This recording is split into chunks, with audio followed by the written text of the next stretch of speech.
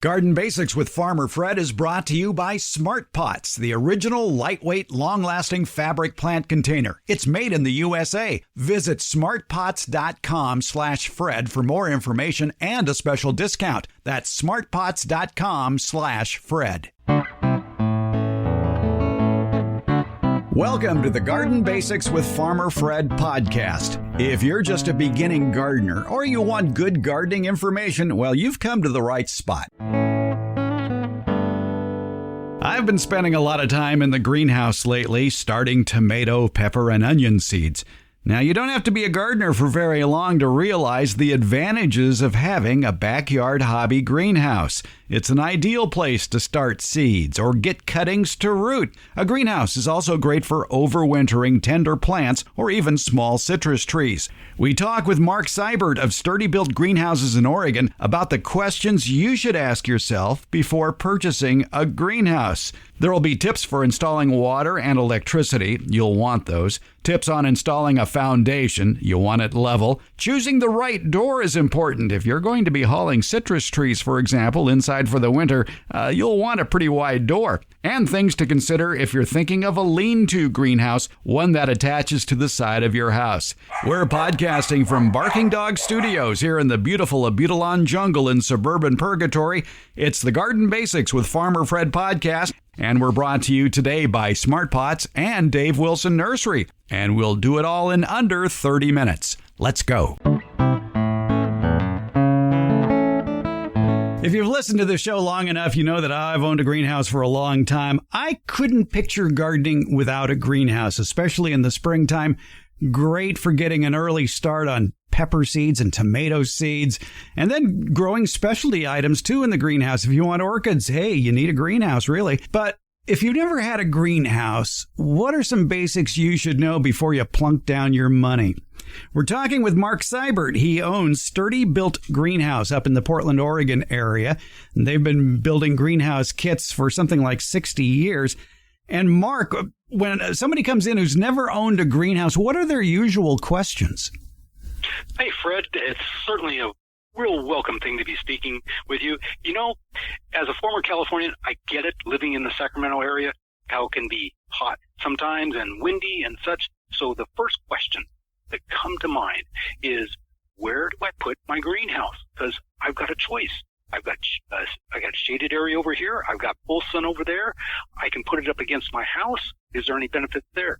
So where you put your greenhouse should follow some basic guidelines. And it's almost to the Pirates Code, right? There's no rules. Well, I like to say all gardening is local, so I imagine all greenhouse placement is local too. It is local because if you've got let's say a large pine tree that likes to drop, bombs of pine cones, or you've got, kids that are throwing softballs and learning how to throw, you've got, a lawnmower that's kicking up rocks, all these things are considerations. But the first consideration is sun is your friend, but too much sun is not your friend. Well, we know that well here in Sacramento, that and the people I know who own greenhouses basically abandon their greenhouse in the summertime because you can easily get up to 120, 130 degrees in there.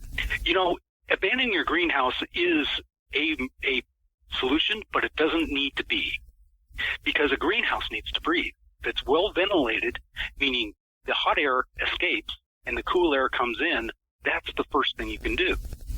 Other things you can do is to use shade cloth, which is attached to the outside of the greenhouse, which can lower the temperature inside your greenhouse. That's two things you can do. Beyond that, you always want to have a fan going in your greenhouse to make sure the air is being mixed up and the hot spots and the cool spots are being mixed together. And the last thing you can do, if you really want to use it year-round, is you put in an evaporative cooler that'll basically act as an air conditioner in your greenhouse while adding a little bit of humidity. I have a question about shade cloth. Is it more effective to suspend it over the roof instead of laying it on the roof? Suspending it over your roof is perfectly fine. I find it's more effective if it's right on the roof and it's attached to the roof for this reason. If you have a wind or a gust come up, you don't want to be chasing your shade cloth down to your neighbor's house. If it's attached to the roof, we particularly prefer a solution that has grommets on the outside that are hung on panhead screws. and it's like snapping it on because it's made to fit. But you can do, I have customers that'll just take large sheet of shade cloth and drape it over. I have another one that bought a structure that goes over her greenhouse that has a shade that goes automatically across. That's not necessarily for everyone and quite an expensive solution, but just simply keep it so it's attached to the greenhouse so you don't end up having it fly away and having to chase your neighbors. Of course, then again, you may have wonderful neighbors and you may be able to have a nice story with them when you pick it up. So getting back to placement of a greenhouse, which exposure is best? The basic rules, Fred, that I like is a southern exposure because that gives you full sun. You get the sunrise in the east, you get the full sun and the sunset in the west. So that way there. And it also gives you a shady side as well. So the long part of your greenhouse, if you have it southern facing, is the best of best. Is it fatal if your greenhouse is oriented 90 degrees different, whereas the short end of your greenhouse? No, it is not. What if my location is totally shaded? What do I do? Well, you still get light in, and most of the season you will. But if you still need more light, we can thank our friends in the cannabis industry who invested in LED lighting. That lighting, which is so effective in the green and the red and the blue spectrums, it can provide great lighting to assist in the growing for anything you need if you're in a totally shaded location. Well, that brings up another question that I bet a lot of first-time greenhouse buyers kind of forget about and have to approach it in the back end, and that's what your greenhouse needs in the way of power and water. Great question, because the last thing you need is take buckets of water out to your greenhouse. What I like to do is I like to have a hose bib inside my greenhouse. I don't want it up against the wall. I want it on the outside of my benches because I don't like crawling under a bench to turn it on. So that's the first thing. You need water, and get it into your greenhouse, get a hose bib in there, and if you can find a solution that you don't have to have one of those Home Depot hoses that you trip over, that's a better solution for your water. And a water wand is always helpful. Going on to electricity, one of the things you're going to need in your greenhouse is a fan. You want that fan going 24/7. The best ones are wall mount oscillating fans because they mix up the air. And as we all know, when you close the door on a greenhouse, it's a stagnant air situation.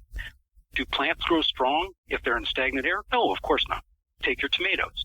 If your tomatoes grow up without any wind tension, they grow up weak. Once the fruit comes, they plop over.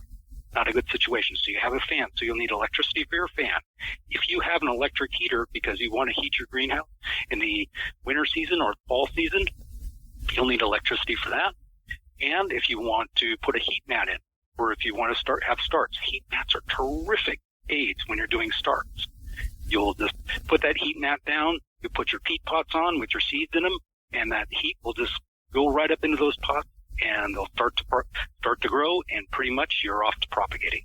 So heat mat, lights, fans, all that is needed for electricity. I like running it underground from your house. Same with the water. You run it underground and have it come up inside your greenhouse. That way there's no trip hazards, shock hazards, and it's all, of course, the electricity. I prefer a GCFI protected circuit. And that goes back to the foundation of the greenhouse because electrical and water would have to be done before a foundation can go in if you're pouring a concrete foundation. But what are some of the other foundations besides concrete that you could use for a greenhouse? The foundation that you choose is a function of two different things, the soils and the size of greenhouse. As the greenhouse gets larger, you're going to need a masonry foundation. More modest-sized greenhouses, hold a 7x7. You can use a treated timber and a bed of gravel, and that treated timber and that bed of gravel is, screwed together on all four corners. And I would recommend putting stakes on the inside perimeter of those treated timbers to keep, and you strap them together, and those stakes strapped to those, and then that keeps those stakes from wiggling around. So at the wood foundation in a bed of gravel, so there's no water, there's no soil contact or water contact on those treated timbers, and they stay dry. So that's a treated timber. Masonry foundation is always good. You want to have good footing on it. And then from there, you'll probably put a mud sill on top of that masonry foundation to allow you to screw your greenhouse or attach your greenhouse easily to that foundation. But it gets even better, Fred. If you let's say you have a home with some beautiful faux finish on your walls, on your home, so it's like a stone or a brick. How do you get it so that greenhouse integrates into your garden? So when someone goes into your house and they say, that belongs there, it matches, versus where did that come from? So what you do is on that foundation and base wall, which is the sturdy part of the greenhouse at the bottom, you can put, let's say, cinder block, maybe 1 or 2 courses up, and then on top of that, you would put a piece of wood, a treated timber, then you'd screw your greenhouse on top of that. The idea is once you have that masonry wall, you can put a faux finish, call it brick, call it stone, and have it match your home, your garden design, and so it looks like it belongs there. How's that? You went beyond me. I'm just a gardener, but I could see where a lot of people would want that matching situation. Yes. Foundations, having built a couple of greenhouses myself, I can tell you when it comes to foundations, make it whatever you want, but make it level. Yes, it needs to be square. You're absolutely right. The old adage is if it's square and level, if you're going to be putting a door in your greenhouse that's going to be more than a zip door, that's going to be in there and it's like a standard door, it's going to go much easier if it's a level and square foundation. And it's not hard to do. There's techniques that are available to find out if it's square, and you can always use level. So just a little bit of advanced work because you want that greenhouse to last you more than 1 or 2 seasons. If you do a good job on the foundation, you'll have a long-lasting greenhouse. I'm proud to have Smart Pots as a sponsor of the Garden Basics with Farmer Fred podcast. I like their products. I use their products. I would buy their products again. What exactly, you might be asking, is a Smart Pot? It is the original award-winning fabric planter. It's sold worldwide, and it's all made right here in the United States of America. Smart Pots come in a wide array of sizes, too. They can be reused year after year. Go to their website and check out all that they offer and get a lot more information about Smart Pots. Smart Pots are available at independent garden centers as well as select Ace and True Value stores nationwide. They're also available at Amazon.com. And I tell you what, if you visit their website, smartpots.com/Fred, you can get a nice discount if you buy those Smart Pots on Amazon. Check it out. It's smartpots.com/Fred for your discount on Smart Pots. It's the original award-winning fabric planter made right here in the USA. If you haven't shopped at your favorite independently owned nursery lately, well, you're missing out. Now arriving are Dave Wilson Nursery's excellent lineup of farmers market favorites. It's great tasting and healthy fruit and nut varieties. They're already potted up and ready to be planted. We're talking about almonds, blackberries, blueberries, boysenberries, figs, grapes, hops, kiwi, mulberries, olives, pomegranates, and much more. Oh, you want more? Well, here you go. Your favorite Dave Wilson bare root deciduous fruit trees are arriving. Peaches, plums, cherries, including my favorite, the plum apricot cross, the pluot. Wholesale grower Dave Wilson Nursery has probably the best lineup of great tasting fruit and nut trees of any grower in the United States. Find out more at their website, davewilson.com. And while you're there, check out all the videos they have on how to plant and grow all their delicious varieties of fruit and nut trees. Plus, at davewilson.com, you're going to find the nursery nearest you that carries Dave Wilson's plants. Your harvest to better health begins at davewilson.com. We're talking greenhouses with Mark Seibert of Sturdi-Built Greenhouses in Portland. We were talking about greenhouse placement, about foundations, about how you can get it to match your home, things like that. But there's a lot more to greenhouses that you may not realize until after you've purchased a greenhouse and go, uh-oh, I wish I had done this or that. So, Mark, let's talk about some of those this or that. And one area that I noticed on less expensive greenhouses are the doors. And we talked about how you really need a good level foundation to hang a door correctly. But at Sturdi-Built, you pre-hang those doors, don't you? Yes, we do. We pre-hang them. We actually manufacture the doors in our shop. And we give options for the customer. Let's say a customer wants a Dutch door. Think of the old show, Mr. Ed. You remember those Dutch doors where you can open the top half and the bottom half stays there? That's sometimes a great solution. But again, when that top half is open, you're going to be letting flying critters in. So that's another consideration. That's why God invented screen doors, right? Exactly. So, do you have screen doors? We don't offer screen doors, but our frame, we use standard doors. So you can put a screen door on there if you want. Okay. That makes Okay. So you've got Dutch doors. You can take your door and you can put a ventilation in your door. We have a type of window. We call it a jalousie window. Some would call it a louvered window. Other people may call it a Florida window, depending on where you grew up. But that louvered window could be in the top half of your door. So that way the door is doing double duty. So we had Dutch doors. We had doors with glass that you can open. And then thirdly, you can have either what they call a full light door. So there's glass from top to bottom. So you're getting more light in, which is a good thing. Or you can have a half light door where it's just in the top. So there's always options when you're looking at doors about how you want it to appear, even on door handles and stuff like that. So there's some answers on doors. Well, I would hope, too, that you have a selection of wider doors, because I remember with my old greenhouse, I could fit my wheelbarrow through. On my new greenhouse, I can barely get through. Oh my goodness. I've seen those greenhouses where it's like a 20-inch opening and something like that, and you feel like you have to suck in your tummy when you walk in.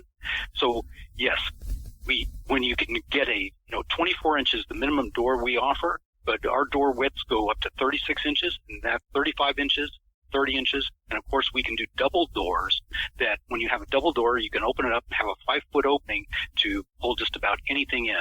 That gets to be, one of the things people want to use a greenhouse for is for overwintering their citrus. Let's say you have a Myers lemon and you want to get it in for the winter time so it doesn't frost over and freeze.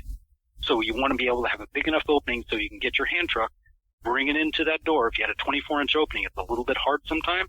But if you got a 30-inch or 35-inch or 36-inch opening, you're golden. Yeah, that's a great idea for anybody with sensitive plants, that when the temperatures here in Sacramento get down to 30 degrees or 32, if you have your plants in containers, you need a place to put them. What better place than a greenhouse? And I like that. In fact, in my own greenhouse here in Portland, what I do is I overwinter my Myers lemon. I put my orchid in there, and I even put my strawberries in there. And even today, my Myers lemon is blooming, and boy, those flowers smell wonderful. Oh, yeah. That's the other beauty of a greenhouse are all the aromas that are there. You brought up something earlier that I know is very vexatious to anybody who owns a greenhouse, and that's flying critters who come into the greenhouse. And in a lot of situations, it's white flies, but then I've seen situations in my own case where it's been a paper wasp nest. Yeah, and boy, from the south, we take the word critters, and boy, they are pesky. So what we want to do is if we have any windows on the sidewall to let ventilation in, we want to make sure there's a screen on the outside of those, number one. And if we have a roof vent that opens, we want screens on those. The whole point is to get it screened in. We were talking previously about having a Dutch door, and the challenge with that is you open that up and you'll get those flying critters in. So that's just the downside of having a Dutch door. But Dutch doors aren't for everybody. The point is, what you want to do is keep those flying critters out that you don't want. Some people will say, hey, don't you want the good critters in to do pollination? I think that's a great point. The challenge is how do you do screening that only lets the good in and not the bad? I think it's very hard in my personal experience. So I'd rather just put screening in there, keep my greenhouse as a controlled growing environment so that whatever you're growing, you're doing it to the type of soil, type of temperature, type of humidity for your greenhouse. So Fred, can I give you a thought on adding humidity in your greenhouse? Sure. Yeah, the cheapest and easiest way to add humidity in your greenhouse is to get a misting system on a timer and just spray your floor. Whatever your floor is, crushed gravel, bricks on sand, or even concrete, and let evaporation do its thing in the summer. That's how you add humidity in your greenhouse. Just easy. And not only that, it controls the temperature too. Yes. Let's talk a little bit about walls of a greenhouse. I noticed at the Sturdi-Built website, you use a lot of glass in your greenhouses instead of polycarbonate. Why is that? Well, glass is because when you're in your greenhouse, you want to be able to look out. And also glass has the ability to, let a lot of light in. So it's got that double good there. The glass is also architectural because itself has rigidity, and it helps the structure for that. So polycarbonate is also a material that we use, as far as exterior glazing. We use the term glazing in greenhouses. You can use standard glass, which is annealed glass, 1/8 inch thick, or you can use tempered glass, which is 4 times. Now the third material we can use on the outside is a polycarbonate. That is such a great material. You look at it on the side and it looks like cardboard. That's why they call it twin wall polycarbonate. And when you do use polycarbonate, you want to make sure that you have a UV coating on the outside, because that polycarbonate and that wonderful California sun will end up eroding itself, and you'll end up getting brittle. So the idea is you can use twin wall, but the twin wall has some other attributes you need to be aware of. Some of them are good. Number one, it's lighter than glass, so it's easier on your frame. Number two, it can take a hit. So, you can take twin wall, and as long as it's mounted in a good channel, you can pound on it. So if a softball hits it, not a problem. So the other attribute is its R value. Now, R value is a term we hear mostly with insulation. So you have your R19, R24 that you can see at Home Depot. It's this pink insulation and stuff. Well, the same value is used when we're talking about the glazing on a greenhouse. So let's go back to glass. Glass has a very unimpressive R value of 1. Okay, can we do better? Well, tempered glass is still glass, so it's still 1. What about that twin wall polycarbonate?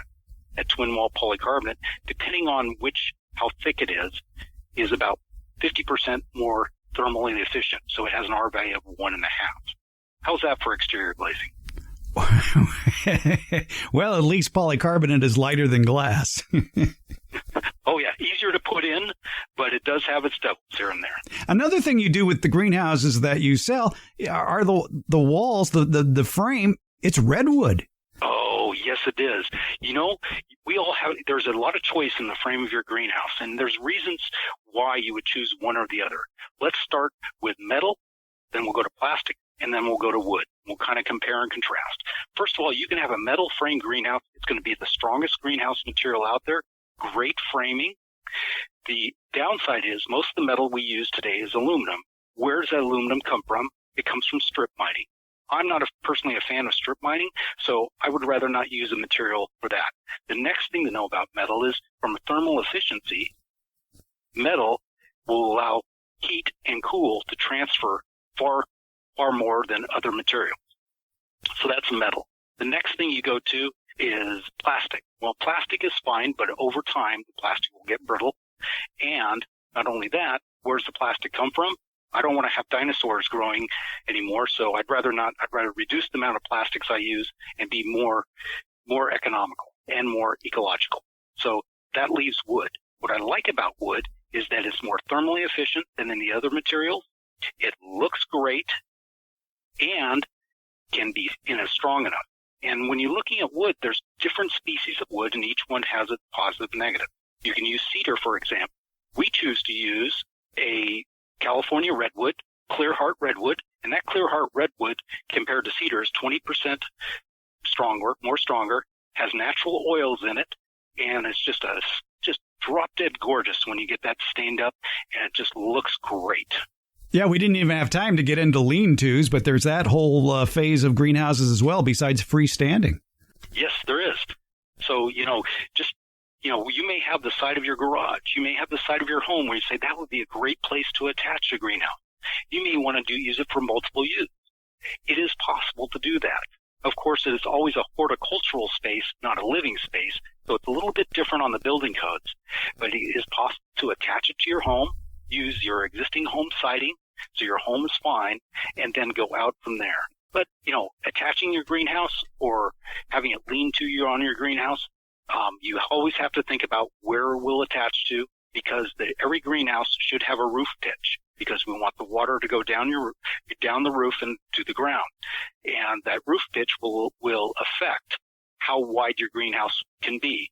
So if you've got an eave that's 8 feet and you have a roof pitch of a greenhouse, you may only be able to go out about 6 feet on your greenhouse if it has to go under that eave. If it has to go out and around your eave, that's a different story. But if you're, depending on your situation, it's best to, call your greenhouse manufacturers, ask them how it's going to be attached, ask them what's possible. Good point. I want to point out something. If there is one business that truly lives by the phrase, you get what you pay for, it comes to greenhouses. And if people are greenhouse shopping, you're going to see a wide range of prices. Well, trust me, any greenhouse less than 4 figures is going to be a greenhouse you may soon regret right after getting it, that you need to spend a little money to get a good quality greenhouse that you're going to be happy with. And happy customers is the name of the game. I would think it's Sturdi-Built. It is the name of the game because the greenhouses we build should last you 20 to 30 years. How do I know that? Because we have avid gardeners who are using our greenhouse, and when their greenhouse has run its course, it's usually a greenhouse that's been 20 or 30 years old. The only other greenhouse that was younger than that we've replaced is one that had a bad foundation. We were talking earlier about foundations. Well, that foundation went south because the customer used railroad ties. When they cut those railroad ties, they were treated on the outside, but that cut, they did not retreat. So it rotted out, bad foundation, whole greenhouse had to be replaced. But when you invest, it's like an investment because, you can spend a little bit of money and be economically, fine on that, but you'll end up having to respend the new dollars to replace that after it falls down. We have had customers that they ended up being our customers. They come to us and they say, okay, how much is my greenhouse? Let's say a 7x9 trillium greenhouse. And they'll say, look at the price on that. And they'll say, golly gee, we can do better. So they'll go to another source. They'll purchase that and they'll come back. And I've had customers come back and says, A, we were never able to finish it because the kit was incomplete. B, the kit was never delivered, or C, it fell down. So all those things happen, and I've seen it happen over and over again that I can almost tell the customer, says, you're going to be coming back, and here's 3 reasons. Yeah. And when you do, we'll be glad to see you. Sturdi-Built is based up in the Portland area. Their website is sturdibuilt.com, and I'll spell that for you. It's STURDI built, BUILT.com. Mark Seibert, owner of Sturdi-Built Greenhouses, thanks for giving us some greenhouse basics today. You're very welcome, Fred, and good growing for you and for your audience. Because there are so many demands on your time these days, well, I like to keep the Garden Basics podcast to under 30 minutes. But still, there's a lot more to tackle on all the garden subjects we bring up on the podcast. So for that and a lot more, we're starting up the Garden Basics with Farmer Fred newsletter. It'll be on Substack. It'll go into more details about what you just heard on the latest podcast. So yes, it will be a good supplement for the Garden Basics podcast, but there'll be a lot more garden-related material and, probably pictures of my dogs and cats as well. It's the Garden Basics with Farmer Fred newsletter. It's on Substack. And best of all, it's free. There's a link in today's show notes, or just go to Substack.com and do a search for the Garden Basics with Farmer Fred. That's Substack.com. The Garden Basics with Farmer Fred newsletter. Did I tell you it's free? It's free.